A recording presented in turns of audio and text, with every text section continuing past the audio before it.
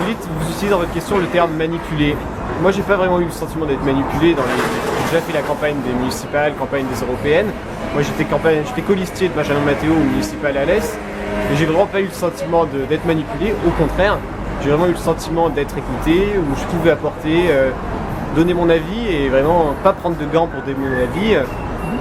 Mais est-ce qu'on a toujours les tenants et les aboutissants de ce qu'on défend? Si je vous demande aujourd'hui de me justifier, je ne sais pas, les coupes budgétaires au niveau des dotations des collectivités locales, est-ce que vous pouvez me dire les tenants et les aboutissants de ça?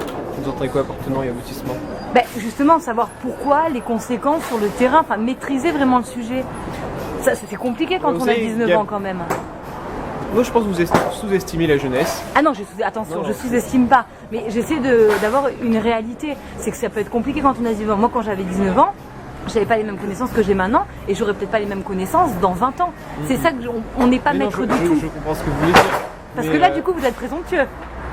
Je voulais pas l'être. D'accord. Loin de moi l'idée d'être présomptueux. Mais non,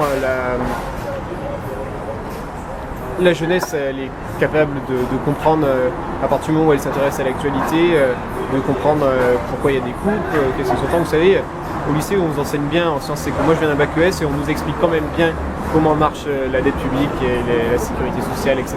On n'est pas désinformés sur ces questions-là.